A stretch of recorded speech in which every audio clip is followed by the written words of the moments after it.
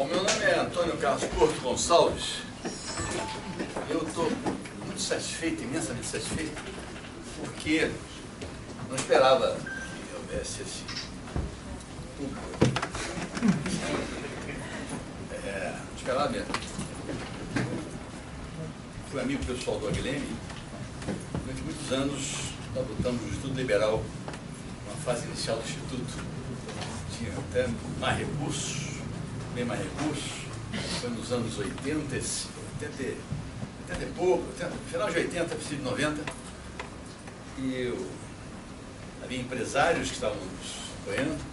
Donald Stewart era o presidente do Instituto, empresário, Dondei Cinza. Ele propiciava vários momentos de estudo e reflexão sobre o assunto liberal. Depois do Brasil, por alguma razão que eu não sei muito qual foi, houve um esvaziamento. Havia uma sede aqui na Praia de Botafogo, aqui na rua, perto da Sears, antiga Sears. E houve um esvaziamento e tal. As pessoas foram envelhecendo, eu também envelheci, né? Todos envelheceram. Então é muita satisfação ver que a maior parte de vocês é bastante novo. A satisfação é maior ainda, porque são novos, a coisa vai durar mais tempo, né? E mais tempo para você poder fazer esse trabalho tão bonito, tão interessante, que o Instituto Mises, Milênio, o Instituto da Liberdade e mais o Instituto Liberal vão fazer, estão fazendo. Então é muita satisfação de estar aqui realmente. Eu esperava, eu achava que a coisa estava um pouquinho morta, não está, né? Pelo contrário, me enganei totalmente. E dou a palma. Dou a palma na laboratório, que realmente tem sido. Então é isso aí. Eu queria dedicar o meu esforço aqui hoje ao Aguileme.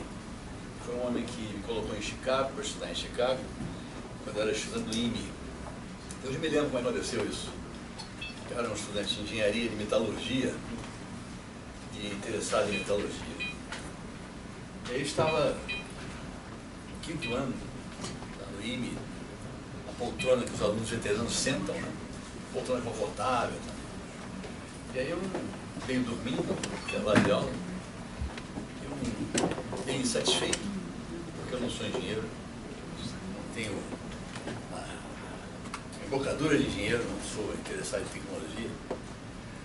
E aí o nosso amigo, tentei fazer outros cursos, fazia engenharia para terminar, mas de fato não estava interessado, e fazia o FRJ, economia, à noite, um curso horroroso, bárbaro.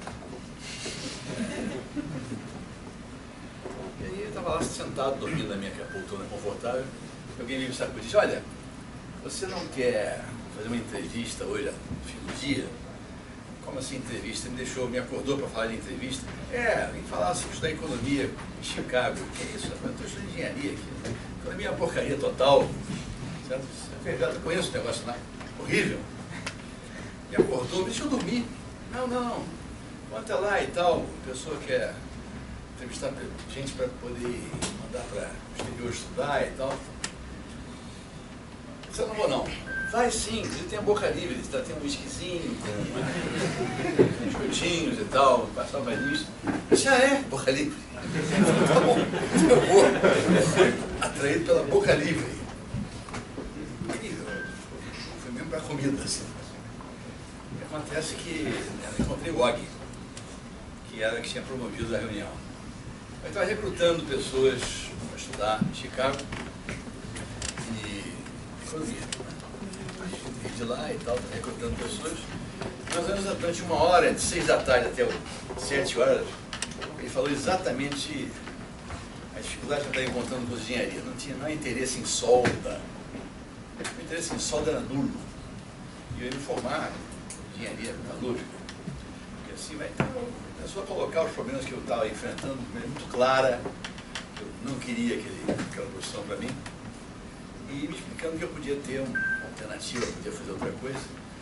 Isso começou às 6 da tarde, por 10 da noite eu estava convencido que tinha que abandonar o negócio todo, certo? E que ia para estudar outra coisa. E literalmente terminei o curso de engenharia, nunca mais vi o assunto. Joguei meus livros fora, gosto de livro.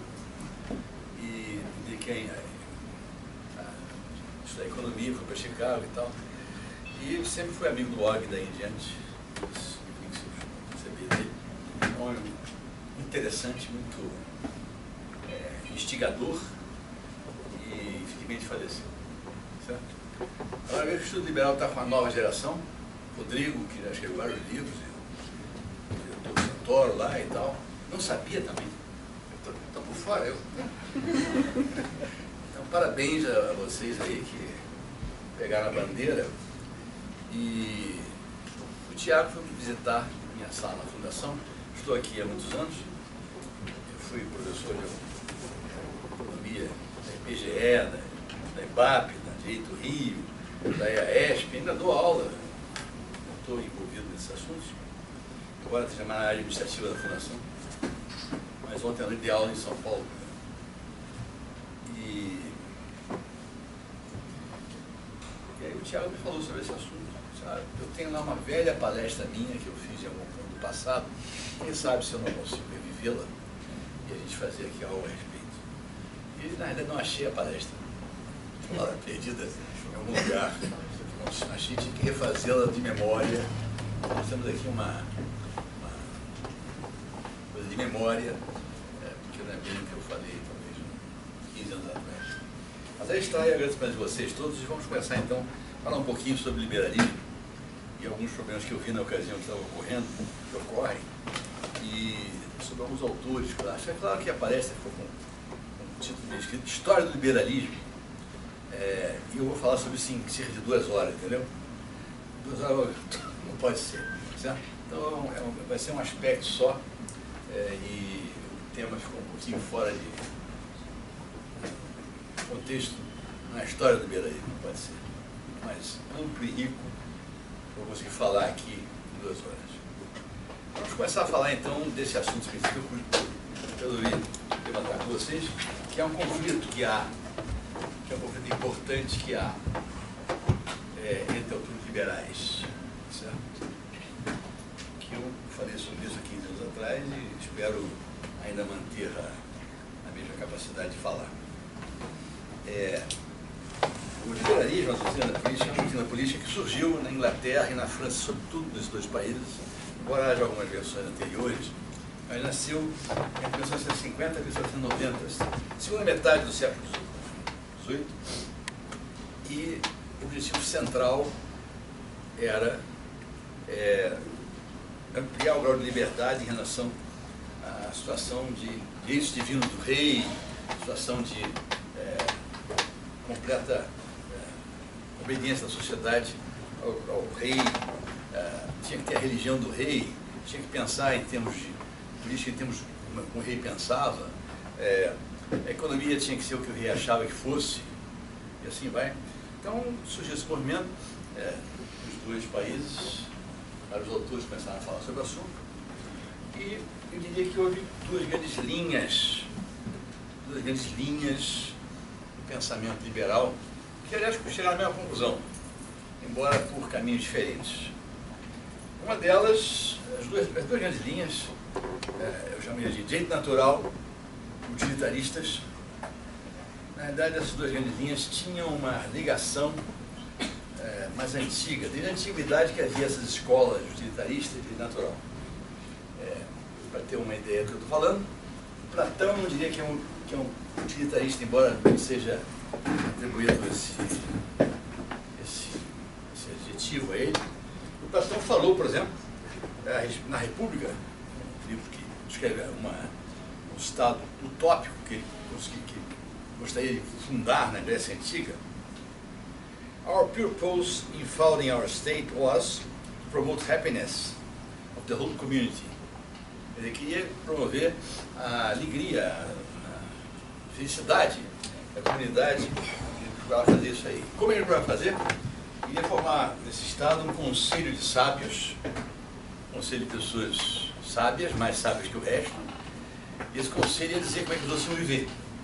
Para ser feliz tem que fazer o seguinte: 8 horas da manhã você faz tal coisa, 9 horas você faz tal coisa, 10 horas você faz tal coisa, às 10h30 você faz não sei o que mais, 11 horas não sei o que mais, e assim vai. Então viria um conselho de sábios que ia estabelecer uma pauta para as pessoas da Grécia Antiga serem felizes. Evidentemente, o propósito era, inclusive, positivo, né? Quero que você seja feliz. Mas, de fato, esse conceito de sábio, terminando como é que você vai ser feliz, é muito complicado. Certo? De qualquer modo, aí está um elemento interessante. E colocou a sementezinha do seguinte fato: tem que se perguntar por... o utilitarismo é a ideia de que o objetivo é ser feliz. Uma maneira de você alcançar algum regime, uma situação interna de estar satisfeito e tal. Então, colocou essa sementezinha, embora a maneira de alcançar isso fosse, na minha opinião, e posteriormente a opinião da gente, totalmente equivocada. Platão é considerado hoje em dia o pai das ditaduras comunistas e nazistas. Mas colocou lá essa sementezinha, e houve uma série de outros autores, Aristóteles, tem uma pletora de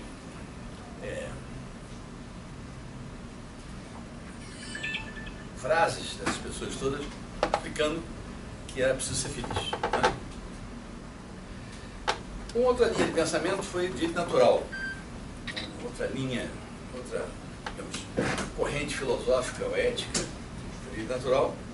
E, por exemplo, um representante, o Posidônio, que é um particular pensador da antiguidade também, que colocou, que percebe na natureza, de modo indiscutível, um desígnio, as marcas de um operário inteligente que criou um mundo harmonioso de acordo com um plano pré-estabelecido. Logo, o que é bom ou mal deve ser deduzido dessa harmonia. Deve ser conforme à natureza. Essa era a espécie de moto, objetivo do pessoal de direito natural, que a partir então de supostos axiomas que a natureza oferecia para você, você então extraía uma maneira correta de ser, que é bom, que é ruim. Né? E claro que essa postura, inclusive, de admiração da natureza, tem um elemento religioso no meio. Não se viu o livro inteiramente do jeito divino, né? Ligado lá à teologia, mas, acho eu, colocou também uma sementinha interessante, que é a sementinha de que você pode deduzir do mundo, né? Você pensa que é a natureza, certos axiomas que podem ser usados para determinar qual é o corrente social adequado. Claro que também esse negócio de desígnio inteligente foi criticado violentamente pelo darwinismo. Hoje em dia se sabe que o desígnio inteligente é uma coisa meio duvidosa, é mais uma questão de seleção natural. Então, simplesmente o Posidônio não sabia disso. Ficou muitos séculos antes, tá? Eu não podia saber. Mas aí está, duas grandes linhas de pensamento, utilitaristas de um lado, direito natural do outro lado. E a coisa evoluiu, né, no sentido de que essas doutrinas éticas, na sua fase histórica pré-liberal, defenderam coisas assim que hoje em dia nós consideramos bárbaras, horríveis, terríveis. Por exemplo, defendiam a escravidão, a censura de ideias chamadas nocivas, defendiam a submissão das mulheres, a escolha de casamentos arranjados pelos pais. Como é que o cara conseguia defender isso a partir da doutrina utilitarista e doutrina de direito natural? Por exemplo, o direito natural dizia, olha, o axioma básico que você pode deduzir na natureza é o seguinte: os homens são seres sociais que nascem livres e iguais em direitos, têm iguais em direitos, e podem fazer contratos, eles são iguais, contrato. O contrato legítimo que pode acontecer é o sujeito tomar um prisioneiro de guerra e aí fazer uma troca com ele. Em vez de eu te matar, você vira meu escravo. O prisioneiro topa, né?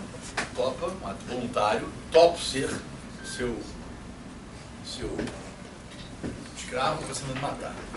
E aí, segundo alguns autores dessa linha de natural, isso é a origem da escravidão, é a escravidão legítima. O cara resolveu voluntariamente virar escravo para não morrer. Certo? É a maneira de justificar. E existia, tem autores, eu até botei o autor aí, o Fendorf, que escreveu isso aí, literalmente, em 1700. Certo? Tem também pessoas que escreveram na linha utilitarista que o escravo é muito útil, porque sem escravos não haveria ricos, não haveria mecenas, não haveria ócio, nem arte, nem civilização. Logo, a escravidão é uma coisa útil que deve ser mantida, certo? Isso é linha utilitarista. Isso é liberal. Utilitarismo é liberal. É claro que a teoria marxista, que sempre acha que os eventos que acontecem no mundo decorrem dado a situação econômica, acho que a economia é a infraestrutura das coisas, tudo que se modifica decorre dessa mudança na base econômica, modo de produção e assim vai. Ela diz, ao contrário do que diz esses camaradas aí, que a escravidão ela acabou no mundo, não porque houve algum pensamento ético ou parecido, mas porque simplesmente inventaram um combustível fóssil no século XIX e então você não precisa mais ter energia de escravo, de usar energia fóssil. Então, literalmente, por isso que a escravidão, segundo Marx, marxista ou marxista. Mas, de fato, até mesmo antes disso, em 1750, antes do combustível fóssil ter esse papel, já começava a aparecer uma opção de autores utilitaristas de direito natural, começaram a escrever que não era bem assim, a escravidão era uma imoralidade, era um mal por razões outras, certo? Então, a turma de direito natural, por exemplo, estabeleceu um novo axioma, que de alguma maneira achavam que existia na natureza, um novo axioma que permitia deduzir coisas. Esse axioma é: os homens nascem e permanecem livres. Essa foi a diferença nas axiomas anteriores e iguais em direito. Então, por exemplo, não tem sentido o sujeito poder escravizar o outro, ser prisioneiro. Não pode. O náufrago que é salvo, por exemplo, não se torna escravo. Esse é um exemplo dos autores dessa linha aí. Certo? E nessa linha você tem, por exemplo, a Constituição Americana, que inclusive no seu preâmbulo lá fala que as pessoas têm direito de ser felizes, perseguir sua própria felicidade. A Constituição Americana, em 1789, até antes do fim do combustível fóssil. É importante notar porque a ideia marxista sempre é a ideia de que a mudança de modo de produção e, em consequência, muda a ética. Não sei se é bem assim. E você também tem a Declaração de Direitos do Homem, feita na Revolução Francesa, em 1789. Surgiu, então, a ideia de que os homens nascem e permanecem livres. Permanecem livres. Na linha utilitarista, você tem observações empíricas sobre o mundo. Por exemplo, os operários da Inglaterra e dos Países Baixos, segundo os autores utilitaristas, eram mais eficientes que os caribenhos, os escravos caribenhos. E daí defendia que deveria, portanto, acabar com a escravidão. Se o cara for livre, ele é mais produtivo. Que é uma visão a respeito de o que é mais eficiente, digamos assim. Certo? Então, as duas linhas, DNU, de natural e utilitarista, chegaram à mesma conclusão, para caminhos diferentes, que, na minha opinião, é uma conclusão liberal básica. A conclusão liberal básica é que só indivíduos podem julgar o que é bom para eles mesmos. Isso é o, assim, não se pode abrir mão desse pensamento. É realmente assim, o cerne da questão. Só a pessoa envolvida, individualmente envolvida, diretamente envolvida, que pode julgar se um certo ato, um certo fato é bom para si. Ou se não podem fazê-lo, embora tentem o tempo todo, na verdade. Desde que você é garotinho, a mãe tenta fazer isso com você. Depois fica independente e, às vezes, continua sendo procurando alguma mãe no mundo, algum pai que faça isso para você. Mas aí está o nosso joia liberal ali colocada, mas pode aparecer uma opção de dúvidas. Dúvida número 1, certo? Suponha que uma pessoa escolha ser escravo, certo? Eu escolho ser escravo. Sou um indivíduo que escolhe ser escravo, certo? Isso é de acordo com o direito natural, isso causa felicidade a você, isso pode ser aceito por todos e tal. A resposta utilitarista a isso aí foi: olha, a maior parte dos escravos não querem ser escravos. Se eu perguntar para eles, 98% deles não vão querer ser escravos. Até pode ser que os 2% que querem ser são meio doidos, certo?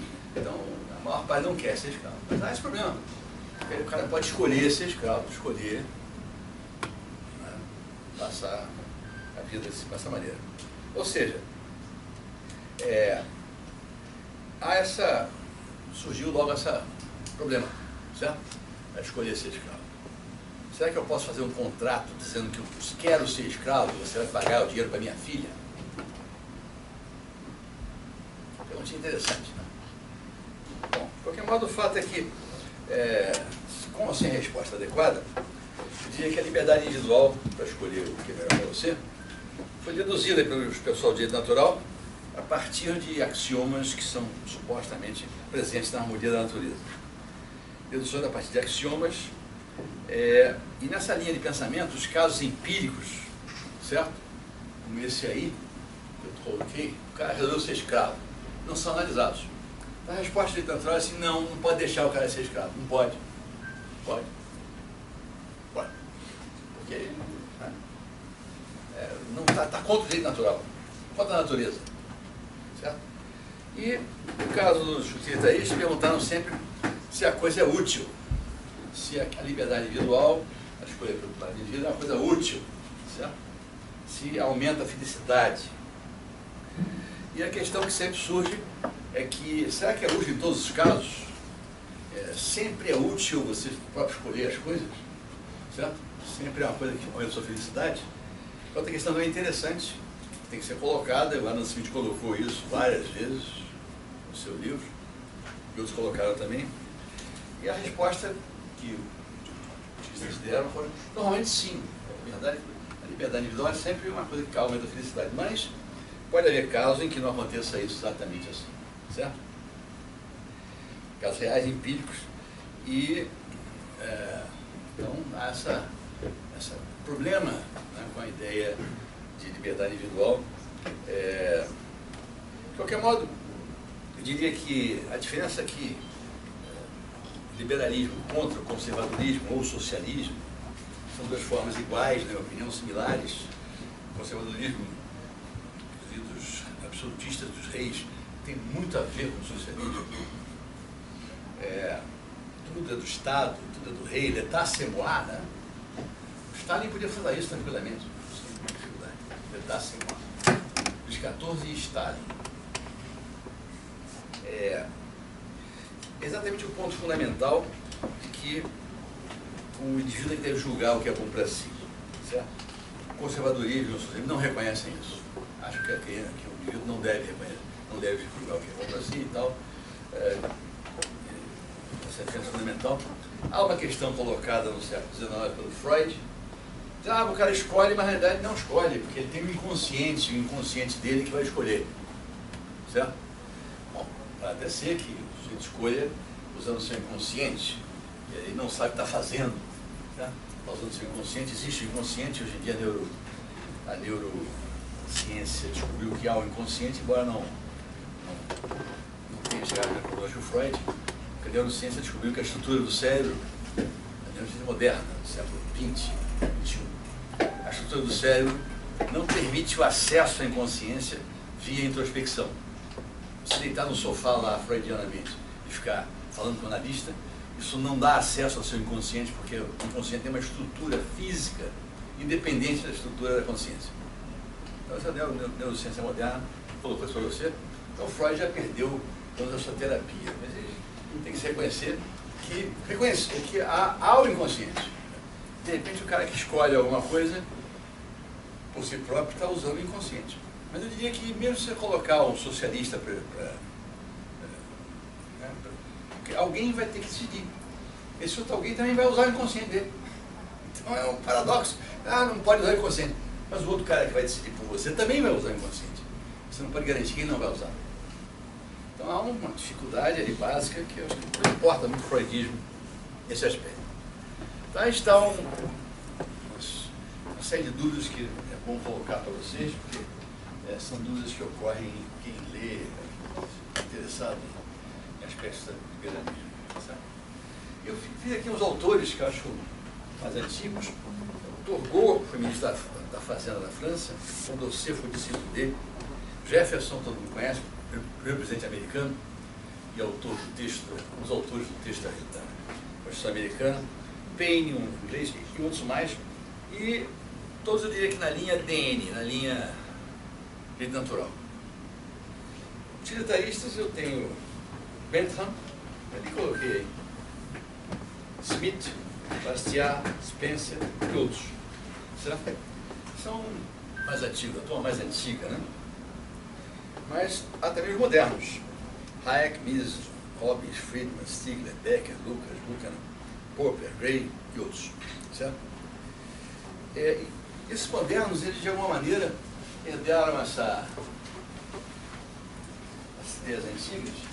Então, de certa maneira, você pode dizer que eles, às vezes, têm uma linha jeito natural, tem uma linha utilitarista, às vezes mistura as coisas.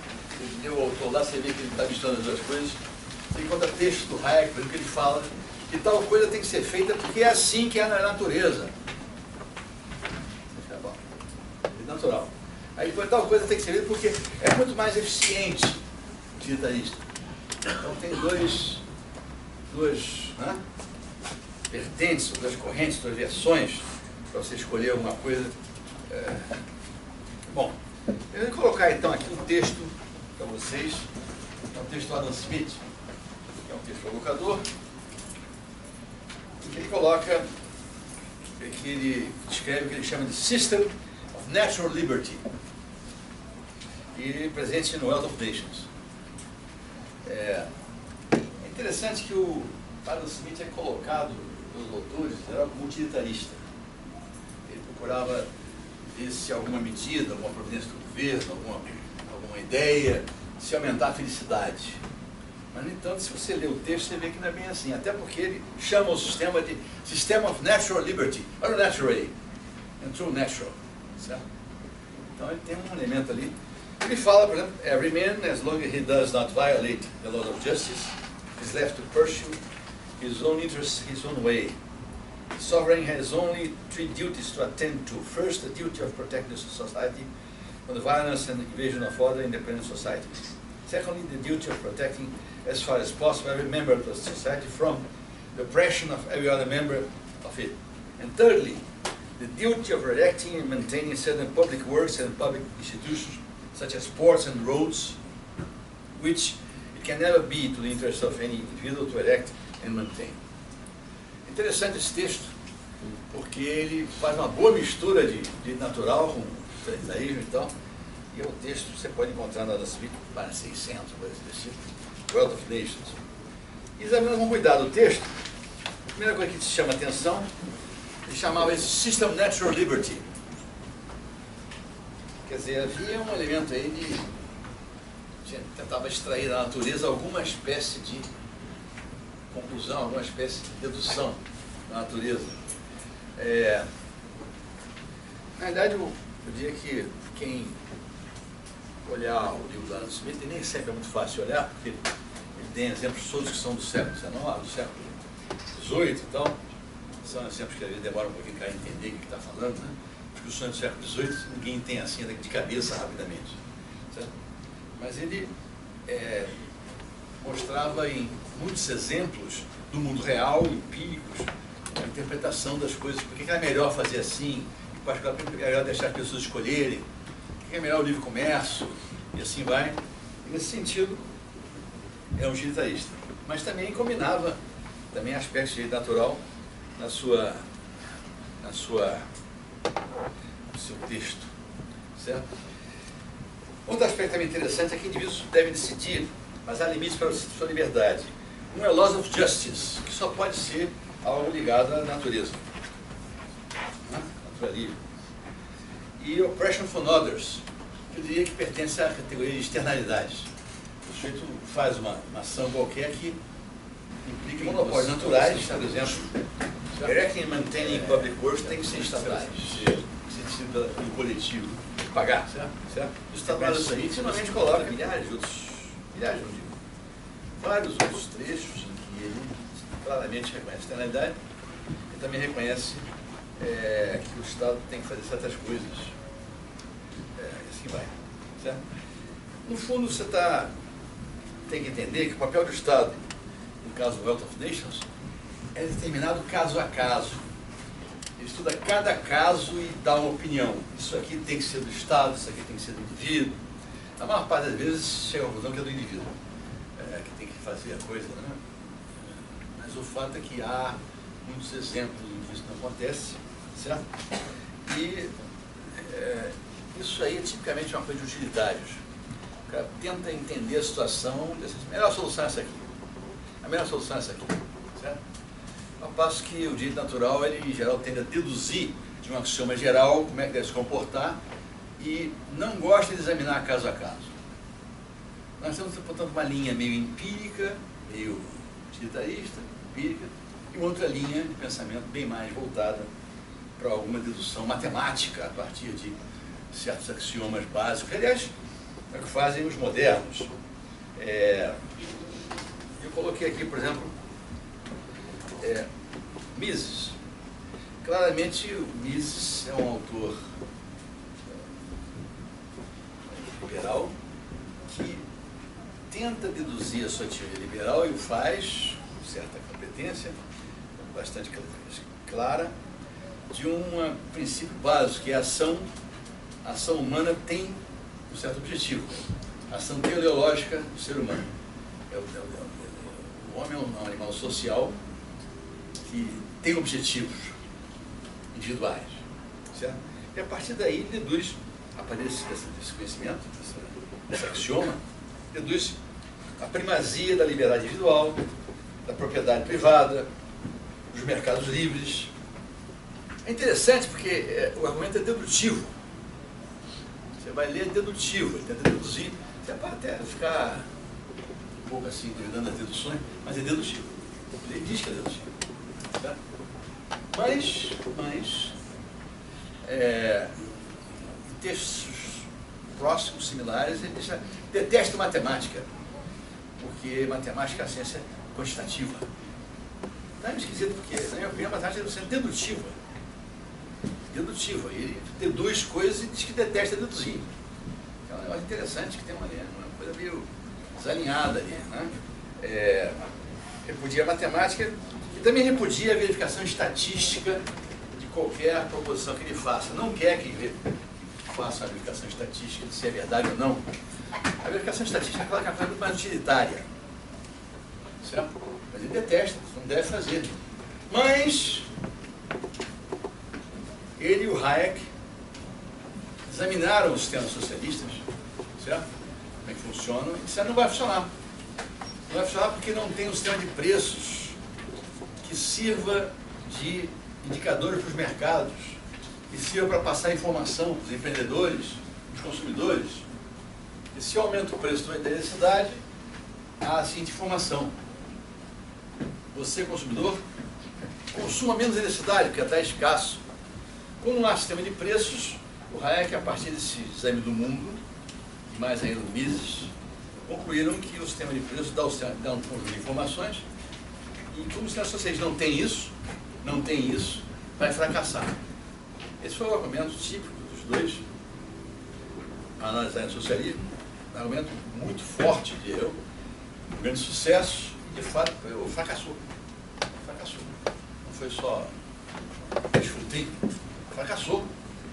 E eu diria que o fracasso foi fundamentalmente isso aí. O pessoal que analisou, por exemplo, a destruição da União Soviética no final dos anos 80, início dos 90, eles falam o tempo todo de empresas que não tinham sinais de como é que iam produzir, não tinham sinais adequados, não tinha sistema de preço, nada disso. O resultado foi uma total debacle, milhares de empresas que não funcionam direito. Então o Hayek e o Mises analisaram o assunto, chegaram à conclusão, utilitarista, embora o Hayek seja supostamente um homem que deduziu os seus princípios de ideias axiomáticas. Então você tem aí uma mistura que é interessante. Certo? Na verdade, não tem nenhum puro utilitarista, nem tem nenhum puro natural. Tem as duas coisas misturadas. E o Hayek pode até falar, que não pode da matemática, mas deduziu coisas. Pode até falar isso aí. Também há uma postura dele, o Hayek, Mises. O Hayek gosta da matemática, Mises é que não gosta. Fala que não gosta. O nosso amigo Mises também afirmava que não há indivíduos, não há coletivos, só indivíduos decidem, que é verdade. Só indivíduos decidem, que é verdade. O coletivo decide indivíduo, mas o coletivo existe sim.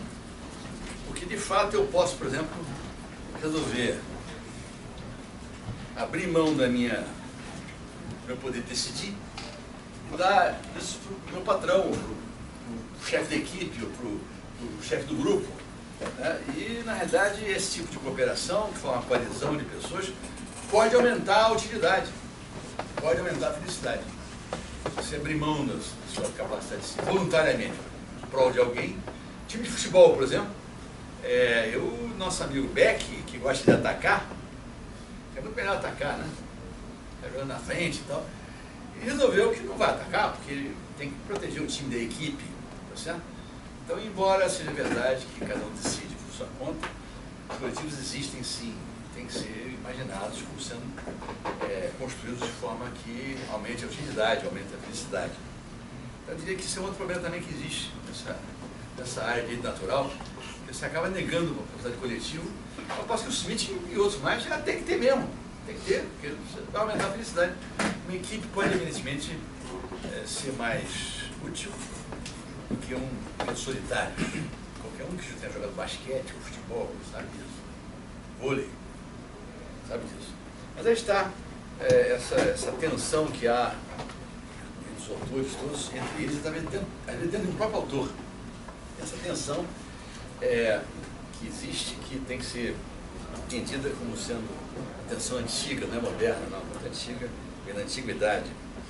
E você tem também, alguns são estudantes de economia aqui, não sei se todos, é o fato básico do século XXI, né, final do século XX, que foi demonstrado pelo Nash, eu sei que não gosto de matemática, né, demonstrado pelo Nash, que existem equilíbrios não cooperativos e que talvez seja melhor alguém me decidir, duas pessoas, cada um individualmente maximiza sua utilidade, e isso pode não ser ótimo social, pode não ser eficiente. E, às vezes não é, basta ser cooperativo. É um argumento utilitarista, claro. Então, o Smith tem uma questão de razões, né? Ele examina a coisa caso por caso, item por item, então pode chegar, a maioria das vezes, em conclusões pró-liberdade, mas tem que ser analisado caso por caso. Deixa eu colocar aqui também para vocês, continuando os modernos, ainda sobre esse assunto de formação de coletivos, parece que é um autor muito interessante, moderno, que é o prêmio Nobel também, Buchanan, certo? Utilitarista, claro, usava estatística para verificar suas proposições, usava dados, informações e tal. A ideia fundamental do Buchanan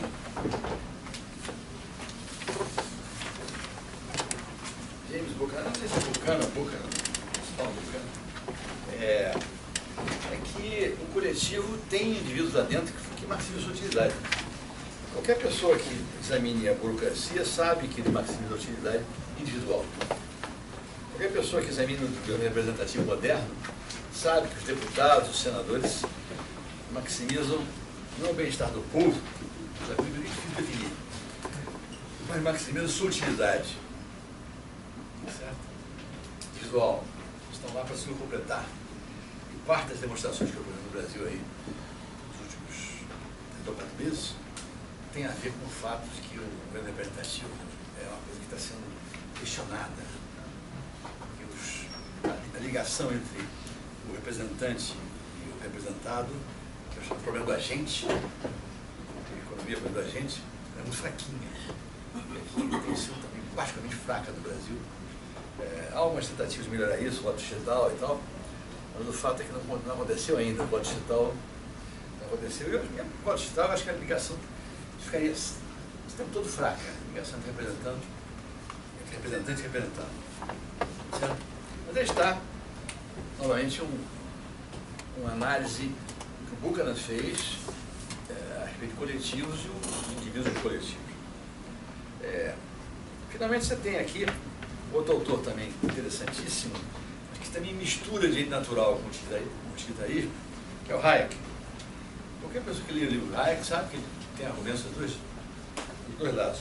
Por exemplo, ele usa argumentos totalmente de direito natural contra a moeda ser do governo.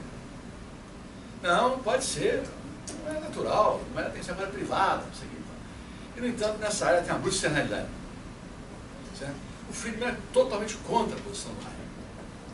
Tem que ser governamental, pela externalidade envolvida. Mas o Hayek usa esse argumento natural contra a organização privada, mas, por outro lado, ele usa um argumento utilitarista para explicar as suas posições sobre informação. Ele fala, por exemplo, que os indivíduos decidem melhor, a mais eficiência, pois são muito mais informados que o comando central. Então, ele é contra o comando central da economia e outras coisas mais, porque o indivíduo está mais próximo do problema, então ele pode ter mais informação, pode decidir melhor do que o argumento utilitarista. Então, você tem de um lado um negócio, do lado outro. E às vezes isso acontece mais de uma vez, né? Mais de uma vez tem essas duas tensões aí. Finalmente, quero colocar aqui, finalmente não, outros autores, Friedman, Stigler, Becker, Lucas, que eu tive a felicidade de ser aluno desse cara. E eles são empiristas, adoram econometria, adoram verificação. Não quer saber de não saber de estatística, tem que saber para verificar se o mundo é assim mesmo. Utilitaristas. E por exemplo, o Friedman, que ganhou o prêmio Nobel da Economia, um conhecido liberal, ele escreveu o livro A História Monetária dos Estados Unidos. Escreveu o livro, examinou estatisticamente a história monetária americana, a moeda dos Estados Unidos, concluiu que a moeda tem que ser estatal, bem controlada, que é um negócio perfeitamente utilitarista. Embora, se você olhar o Friedman em outros contextos, ele diz coisas que, examinando também, sempre no sentido de eficiência, você deve ter mercado, deve ter iniciativa, assim vai.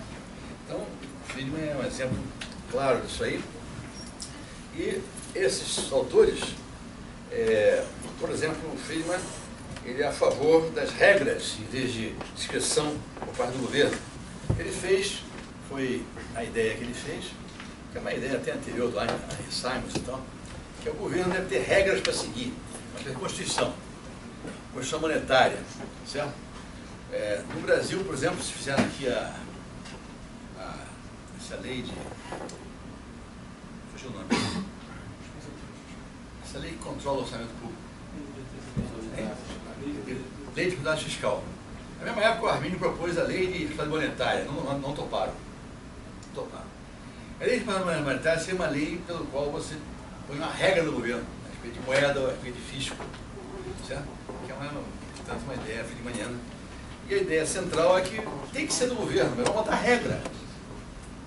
É uma ideia interessante para você conter o abuso. Certo? E nesse sentido ele propôs, por exemplo, o imposto de renda negativo. Friedman, proponentes que o governo Lula adotou, falsamente, diferentemente do que ele propôs, adotou. A ideia central do Friedman, e que foi falado por ele em aula, é que se você pensar no livre comércio, por exemplo, duas nações, por exemplo, vamos supor que por exemplo, concreto, utilitarista. Vamos supor que os americanos colocam um subsídio sobre o algodão. Certo? Aconteceu. Subsidiam o algodão porque, por razões políticas, os Estados Sul dos Estados Unidos, para votarem no Congresso americano a favor do governo, tem que ter subsídio do algodão. Então, subsidiam o algodão. Isso faz com que os produtores brasileiros percam, né, bastante, porque o algodão americano é subsidiado. Mas os consumidores brasileiros ganham. Os consumidores brasileiros ganham. Porque eu consigo comprar camisa mais barata do consumidor. Mas prova-se, em teoria do comércio nacional, que o ganho do consumidor é inferior ao ganho, à perda do produtor. Daí que tem que ter livre comércio. Isso é um argumento típico que utiliza isso, típico. Livre comércio porque o ganho do consumidor, pelo subsídio americano, é menor do que a perda do produtor. Então, vamos fazer livre comércio. Tipicamente tem livros de comércio aí, qualquer autor de livre comércio fala desses termos. É um argumento utilitarista. Fez a conta toda e deu isso aí. Certo? Mas acontece que o autor também supõe, todos os autores supõem, que se vai haver um ganho mundial pelo livre comércio, você tem que ter alguma maneira de pegar a perda daqueles que perderam, compensar através de transferências de renda de um grupo para outro. E esse é o sentido fundamental da proposta do Friedman de imposto de renda negativo. Compensar. Certo? E isso tem fortíssimas justificativas utilitaristas. E colocou isso claramente, defendeu esse negócio há muito tempo. Quer dizer, se eu obter o ótimo de Pareto, eu não sei se estou sendo muito técnico, não sei se vocês são economistas, eu obter o ótimo de Pareto, ele só é ótimo porque há a possibilidade de transferir de quem perde para quem ganha, e a sociedade como um todo ganha se houver isso aí. Mas enfim, ele colocou essa história, ele colocou uma regra de expansão monetária fixa, tem que ser tanto. Aqui no Brasil você não colocou regra de expansão monetária, colocou regra de meta de inflação, que é uma ideia meio ligada a regras também. Falou sobre regras de controle de orçamento público, tem aqui a lei de responsabilidade fiscal, colocou regras sobre como é que tratar de externalidades, que o governo deve tentar baixar o custo de transação, inclusive, para isso, definir o direito de propriedade. Então, o Friedman técnico fala isso aí. Não sei o que ele faz nos discursos. Né? O Friedman técnico, nas aulas de economia técnica, fala essas coisas. Certo? Que são coisas liberais, mas são utilitaristas. Certo? Liberais. Então, a gente está uma descrição de um utilitarista moderno, friedmaniano, que vocês devem ter lido, até porque o Friedman é uma pessoa que escreve muito bem, fala muito bem, e até a mais famosa piada dele, que eu acho que é fantástica, que é a piada que ele foi na China e falou, certo? Sobre a criação de empregos. Ele foi até a China convocado pelo nosso amigo lá, o Deng Xiaoping, em 1990, lá chegando na China, conversar com o Deng Xiaoping, e o Deng resolveu passear com ele um pouquinho pela China, para lá e para cá e tal. E ele chegou lá, tinha uma obra sendo construída, uma represa, estava visitando a represa, e na represa tinha 1000 chineses cavando um buraco com pá. Vocês conhecem esse negócio? Foi um fato real. Cavando um buraco com uma pá. E tinha um sujeito com uma escavadeira ao lado, um motorista de escavadeira ao lado, encostado na esteira e palitando os dentes. Certo? Nosso amigo Friedman olhou para aquilo e disse, por que você não põe esse cara para cavar o buraco? O cara, não, porque queria emprego. Você colocando o pessoal com uma pá para você cavar o buraco, em vez de usar a escavadeira, cria emprego. Muito bom isso aí. Argumento mercantilista, vamos criar emprego. Vamos evitar a importação para criar emprego. Que a gente prova que não dá certo isso aí. É uma perda social. A Freire falou assim, mas está errado, sabe? Está errado. Se é para criar emprego, você pega essas pás todas e dá para cada um deles uma colher de sopa. Cria muito mais emprego para acabar o buraco. Acaba com a colher de sopa. 10 mil empregos, vezes só 1000. Um negócio interessante. Aí está o nosso amigo Friedman, com a sua maneira de comunicação extraordinária, que é um comunicador de primeira categoria. Outra linha também que eu acho muito interessante, ele não é muito colocado como autor liberal, mas eu acho que é, certo? Eu recomendo que vocês leiam algum estudo, livrinho do Popper, Karl Popper, que era amigo do Mises, e John Gray, que está vivo ainda em inglês, está na Inglaterra, são utilitaristas também. Então o Popper, ele é um filósofo do conhecimento, ele é um homem que escreveu sobre epistemologia, que significa fazer ciência, que significa conhecer, certo? E atualmente vários importantes cientistas, desde esse inglês aí que está na cadeira de rodas, até outros, adotam a filosofia popperiana para fazer ciência. A ideia básica dele é que para fazer ciência você tem que fazer uma postura muito crítica, tem que estudar o tempo todo, criticar o tempo todo, fazer um racionalismo crítico. Tem que ter continuamente um processo de criticar para você melhorar suas teorias. Nem sempre vai alcançar a verdade, mas vai melhorar as suas teorias, vai melhorar bastante teorias. E a partir desse ponto de vista epistemológico, que não é ligado às ciências sociais, escrevi um livro chamado The Open Society and Its Enemies.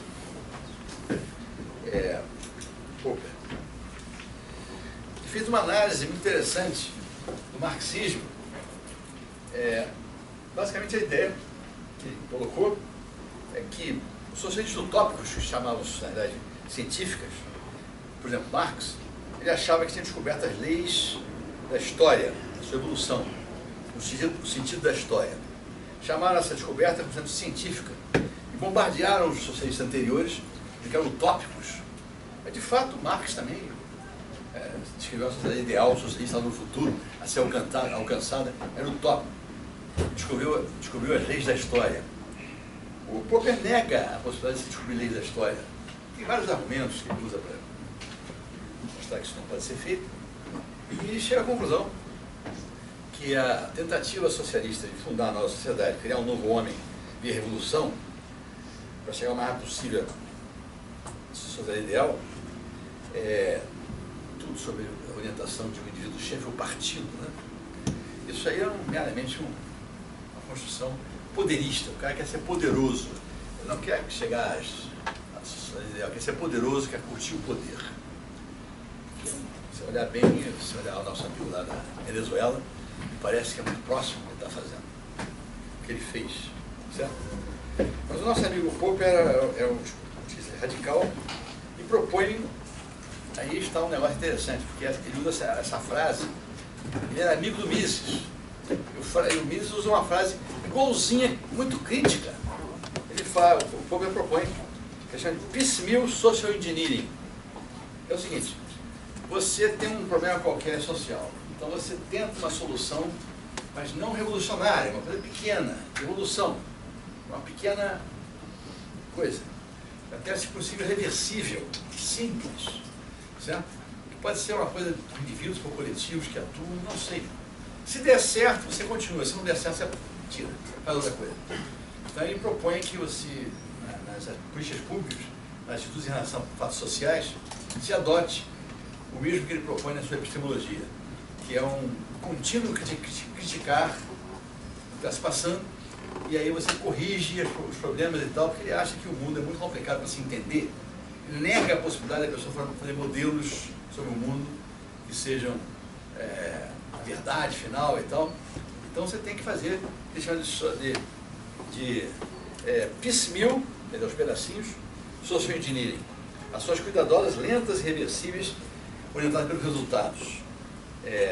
Analisar caso a caso, digo que o mundo é muito complexo e aberto, como previsível. Ele fala o tempo todo que o universo é aberto. Não há como entender. E defende radicalmente a democracia liberal, sobretudo a liberdade de expressão e de crítica, que é uma defesa assim, extraordinariamente bem engendrada nesse aspecto. Não é a democracia, não é a liberdade de comércio, não. É a liberdade de criticar, de falar e tal. E assim vai. Então, é um autor interessante, até porque ele estava próximo do Mises. E tem o Gray, que põe assim um problema para você. Na Inglaterra moderna, o Gray, na Inglaterra moderna, chega lá uma pessoa muçulmana, e de uma família muçulmana, e a mulher usa chador e faz esterectomia nas filhas. E a filha diz assim: não, eu quero fazer assim, eu quero usar chador. Eu quero usar chador. Eu quero fazer esterectomia. Deve deixar? Certo? O Gray acha que sim. Deixa o cara fazer. Porque o seu valor é um, o muçulmano é outro. Certo? Então ele acha que a complexidade do mundo é tal, culturas diferentes podem ter soluções diferentes para problemas. Então se quiser se mutilar, pode. Certo? Que é um problema interessante, né? Porque nenhum de nós aqui, pelo lado dele natural, acharia natural alguém se mutilar. Ou ser mutilado. Mas se o cara quiser se mutilar, certo? Ele quer. E vai aumentar a felicidade dele? Não sei. Então o Gray é um autor que analisa esse tipo de coisa, um famoso artigo chamado Modus Vivendi. Ele analisa como é que você vai absorver nas sociedades ocidentais, por exemplo, na Inglaterra liberal, como é que vai ser absorvido essa multidão de muçulmanos que querem usar chador e tal. Se você perguntar para uma mulher muçulmana se ela quer usar chador, ela quer. Se quer. É similar àquela perguntinha lá. Você quer ser escravo? Quero. Aí tá um negócio interessante, né? Como você resolve isso aí, dentro do ponto de vista liberal? Certo? Se você for do direito natural, você diz, não, é contra o direito natural, não pode fazer esterectomia, não pode usar achado. Se você for um direitarista, não. Tá bom, deixa fazer, porque ele fala que culturas diferentes geram respostas ótimas, diferentes para o mesmo caso. Multiculturalismo e intolerância para decisões diferentes, mesmo supostamente naturais. É o tipo de coisa interessante que tem que ser analisado. Mas aí está, colocando os problemas que existem, que têm que ser pensados e que são interessantes de pensar. Eu diria também que, para contrastar com o que o Popper falou, certo? Aqui eu devo colocar um trecho do livro Epistemological Problems, do nosso amigo Isis. Ele fala assim: on the basis of this allegedly positive approach, positive empirical approach to the problems of mankind, they plan to develop social engineering. Good lá usou piecemeal social engineering. Certo? A new technique that would enable the economic czar of the planet society to deal with living men in the way the engineer deals with inanimate materials. Aí está uma posição de natural. Certo? Está a posição do Popper, judaísta. Interessante. Certo? Tem um problema novo, vamos analisar caso a caso. E claro que para você analisar, tem que ter liberdade de se expressar, liberdade de criticar. E a solução pode ser, inclusive, usar um coletivo. Já o outro não. A nossa mente usa coletivo o tempo todo. Tem milhares de ocasiões que tem que botar o governo, tem que botar não sei o que, a associação, tem que fazer. Mas basicamente você tem assim. Mas aí está. A minha conclusão final sobre esse assunto todo é que combate entre ideias, sempre observando fatos, é uma coisa sem fim. Eu realmente não vejo fim. Até é bom que não tenha. Então, eu acho que vocês que são liberais, eu também sou, tem que encarar o liberalismo como uma forma de pensar, um processo de pensar, e não como um fim. Vamos chegar a um fim assim que tem que ser. Não é bem assim, não.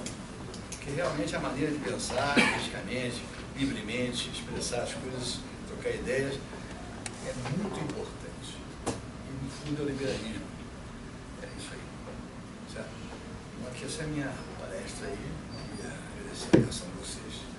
Espero que tenha decepcionado alguns, não tenha decepcionado outros. Obrigado.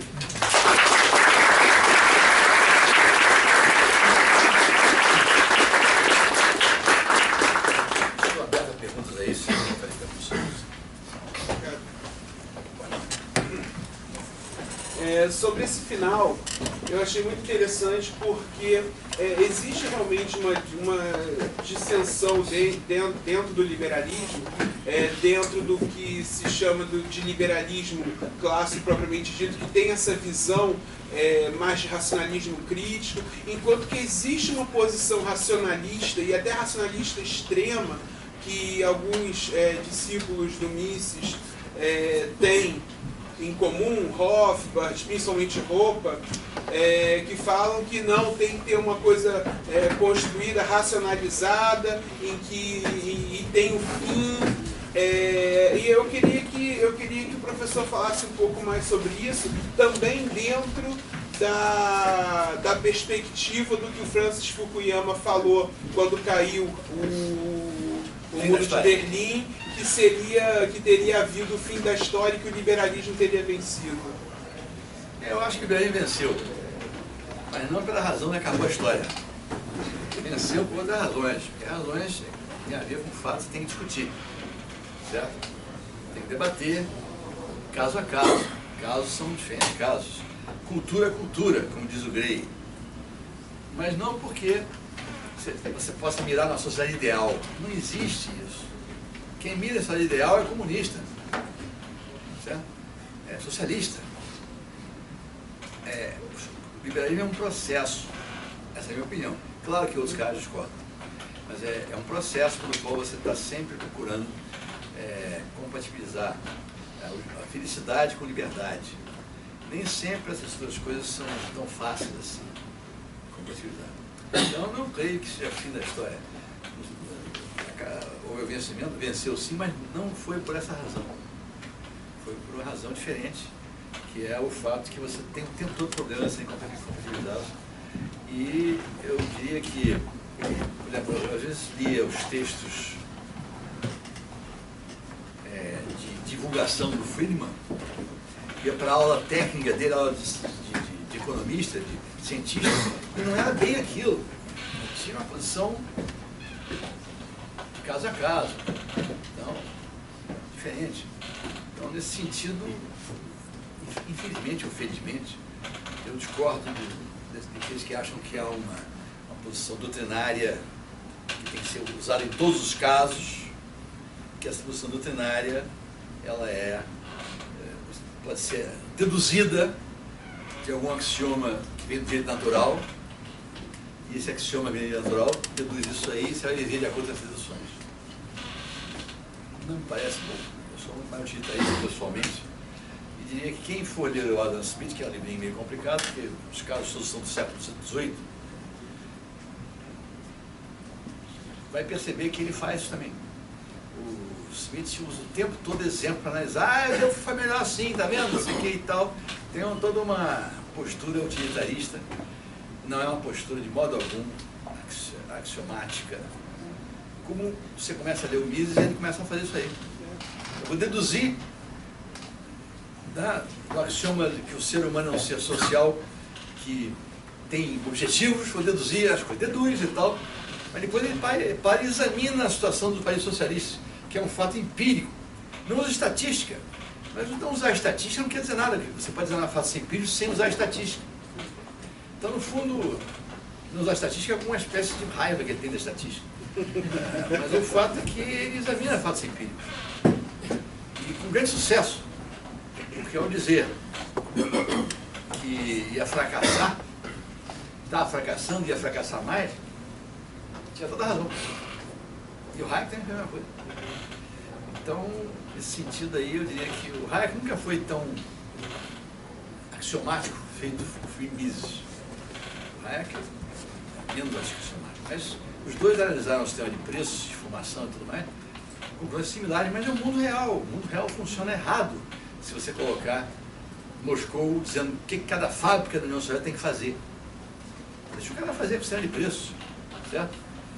Eu diria até, por exemplo, que eu tenho essa experiência diária. Eu moro em São Conrado e diariamente venho para Botafogo. E aí enfrento às 7 horas da manhã uma fila de automóveis, o pessoal vem da Barra.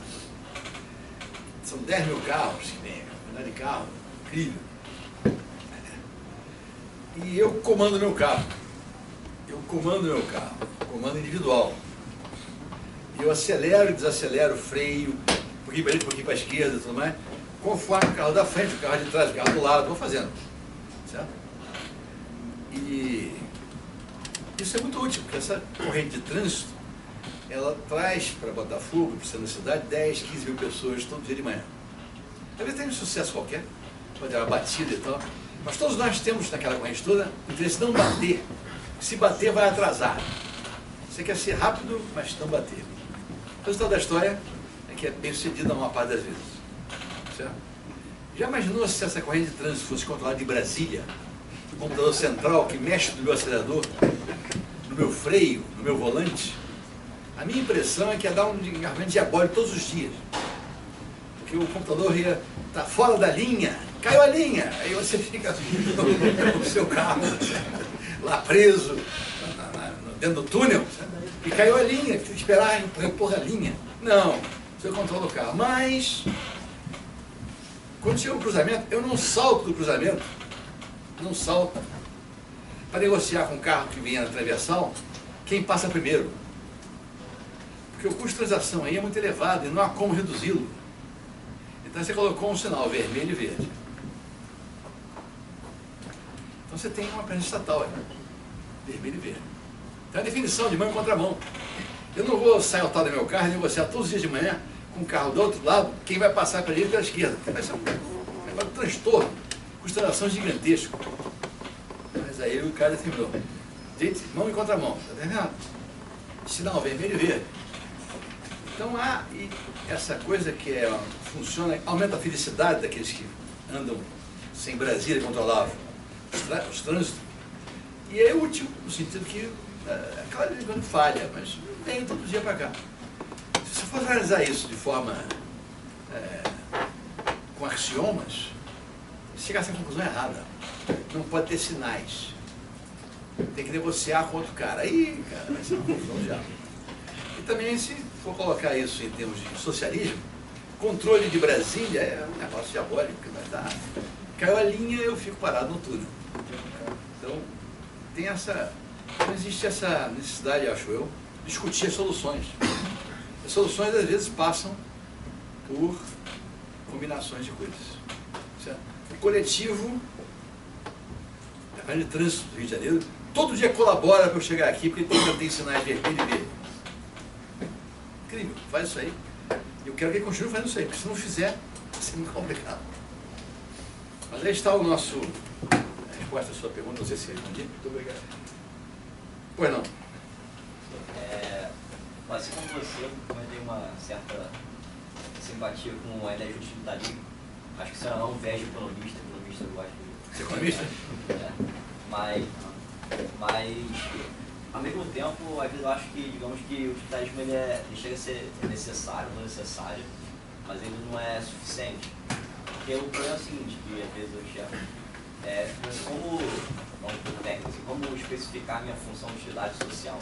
Será que eu escolho uma função de utilidade dentro, eu somo todas as utilidades individuais? Ou será que eu escolho uma utilidade gaussiana, onde é o mínimo de todas as utilidades sociais? Ou será que eu escolho uma ponderada? Qual vai ser ponderado maior ou não? Então, eu não acho que a pergunta até onde, qual o limite do utilitarismo e a partir dali, para onde vai o debate? Assim, para onde a gente tem que pensar? Assim? Eu acho que a abordagem de utilidade social para você julgar o utilitarismo não funciona. Porque não há utilidade social. É muito complicado construir isso. Até uma construção intelectual interessante, peso para pessoas e tal.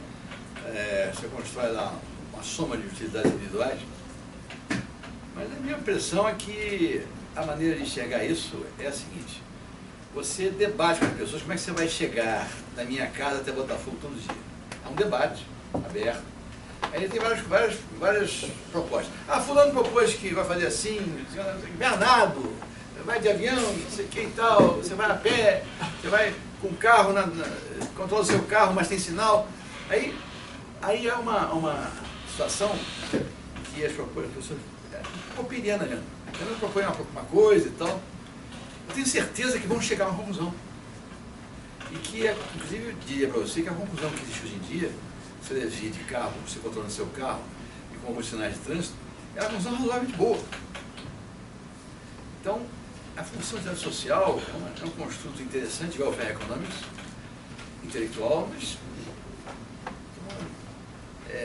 não confundir o utilitarismo com funcionalidade social. O utilitarismo popperiano é aquele pelo qual você alcança soluções através de debate livre, crítica e expressão livre, cada um coloca a sua, e então o pessoal chegou a não, tem que fazer esse caso resolver dessa maneira aqui.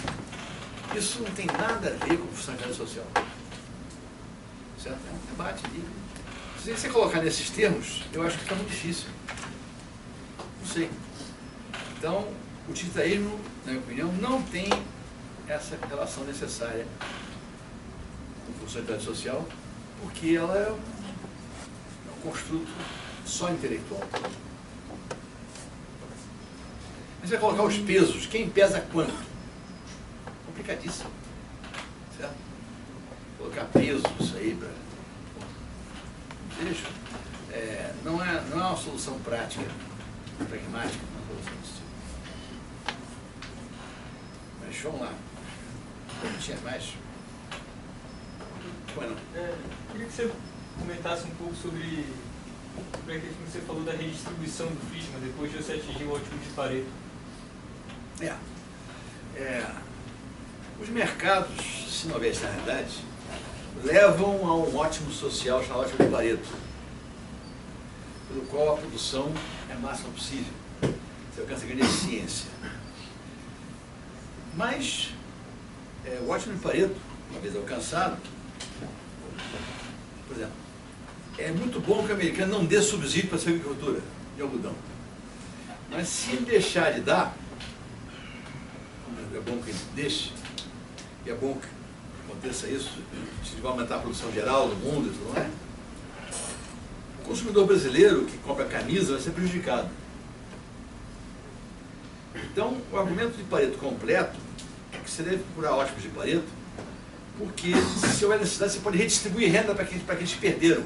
E ainda sobra. Quer dizer, o ganho que você tem ao alcançar o ótico de Pareto é tão maior que você pode redistribuir renda para quem perdeu e ainda sobra ganho. Certo? Então, esse é um argumento que leva a necessidade de você ter uma regra para redistribuir renda. Eu queria saber como é que depois que a gente já fez isso, como é que a gente redistribui? Aí tem que fazer uma regrinha que foi estudada aí pelos caras. Imposto de renda negativo é uma regra desse tipo. Que o cara é compensado.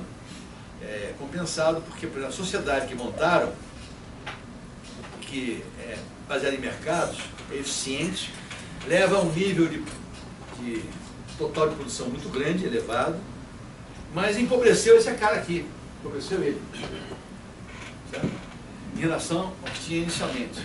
Então dá uma compensação via imposto de renda negativo. Então ele propõe que se faça algo desse tipo, via regras muito claras, porque o burocrata pode fazer, como tem feito no governo atual, manipular isso. Ele dá para o amigo político, ele dá a Bolsa Família. Para o inimigo ele não dá. Certo? Então tem que ter regras.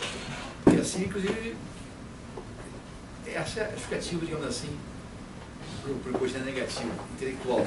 Mas e a habilidade dele? Isso me parece que exige muita informação. Exige. Tem que ter informação sobre quem foi prejudicado, foi sobre... Basicamente você vai dizer o seguinte, olha, não tem chance de ter essa informação, quem foi prejudicado. Mas eu sei quem é pobre, então eu vou dar para os pobres. De certa maneira, deve haver uma coincidência razoável entre o conjunto dos prejudicados e o dos pobres. Você dá para esse cara, certo? E aí faz o imposto negativo da maneira mais, digamos, regrada possível. Mas é claro que também não tem dificuldade, porque as regras às vezes não são interpretadas. De qualquer modo, aí está a razão pelo qual o Friedman defende, o governo negativo defendeu, e várias das ideias que tem no Brasil atual, como o FHC e tal, foram ideias de alguma inspiração nisso aí, do governo negativo. Então, é importante entender que o governo negativo versus a distribuição de farinha no mundo atual, elas têm algo a ver com o liberalismo friedmaniano. Vamos lá. Tudo bem. Para você, quais são as dificuldades do liberalismo no Brasil e a sua aplicação? O Brasil é um país que tem uma cultura paternalista, patrimonialista. Eu quero arrancar coisas do Estado. Eu quero fazer um concurso público e ficar lá. Eu tenho uma tradição de ser espertinho, de ser vivo. Essa tradição intelectual é muito complicada. E se você, por exemplo, você sabe às vezes que um certo camarada roubou o Estado, certo? Você vai e não denuncia ele. Você não denuncia ele, porque ele foi esperto. Você acha isso razoável. Roubou, não, foi esperto. Eu também, se tivesse lugar dele, faria o mesmo. E sempre há o caso em que a pessoa tem que ser um pouquinho mais ciente que não pode fazer isso. Eu tenho um amigo que me contou um caso, não sei se é verdadeiro, que ele foi à Suíça uma vez. Lá chegando na Suíça, alugou um automóvel. E tinha que pegar um avião às 6 da manhã, às 7 da manhã. Estava na rua com o automóvel às 2 da manhã. Certo? Tinha que levar para o aeroporto o carro, entregar, porque alugou e tal. Então ele não tinha como estacionar o automóvel, o estacionamento do hotel tinha fechado, uma dificuldade e tal.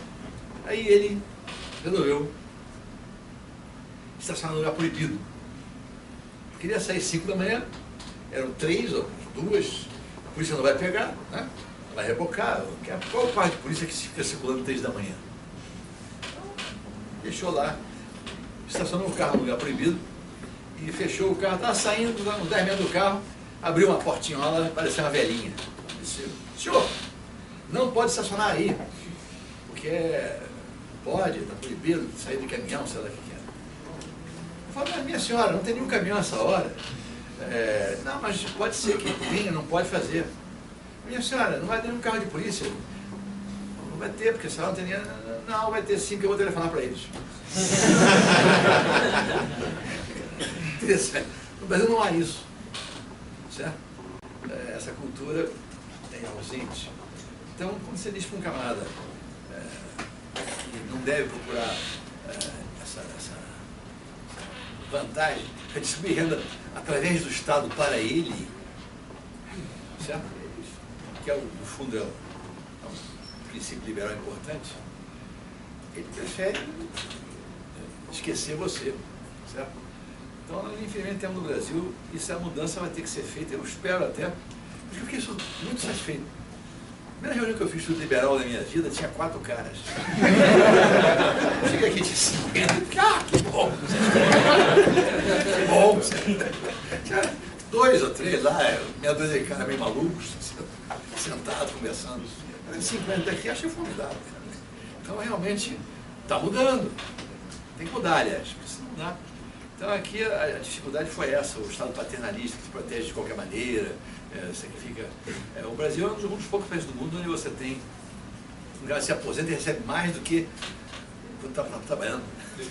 Que negócio curiosíssimo.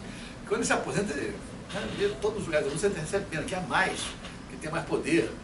Então, eu acho que existe essa coisa, tem 2 adversários, o paternalismo e o poderismo. O que é o poderismo? O cara quer ser poderoso. Ele não tem nenhuma ideologia, não quer construir nada, ele quer ser poderoso. Eu quero ser poderoso. Eu quero dizer para você que você faz ou não faz. Eu até acho que o cara da Venezuela, lá, o Chávez, ele não é bem um comunista. Ele é um poderista. Quer poder. Adora ficar achando que vai chover. Certo? E fazia mesmo na Venezuela. Então, tem umas historinhas notáveis porque os comunistas, cientistas que foram comunistas, pessoas de nível, né, matemáticos e tal. E o nosso amigo Chávez apareceu na fundação, 10 anos atrás, o cidadão que foi presidente do IBGE da Venezuela. Ele queria emprego no Brasil. Então, ele veio até aqui, né, para se empregar. Aqui a fundação faz estatística e tal, não sei o que. Ele se entrevistou aqui, contou assim de historinha. Ele estava no IBGE lá na Venezuela, presidente, diretor, sei lá. E foi até o Chávez mostrar as estatísticas da Venezuela muito ruins. Muito ruins. Muito ruim. O Chávez olhou aquilo, considerou e tal. Há um problema. Você usa estatística clássica. Tem que usar bolivariana. Esse cara não pode ser levado a sério. Ele é um homem poderista. Ele não pode ser levado a sério nem por comunistas. Se não dá sucesso, um socialista sério não pensa assim. Então é um poderista. Ele fica lá querendo fazer um nome bonito para si próprio e para os venezuelanos. Quer dizer, deve ter uma ligação com o Bolívar que deve comunicar para ele os números da Venezuela. É um alucinado.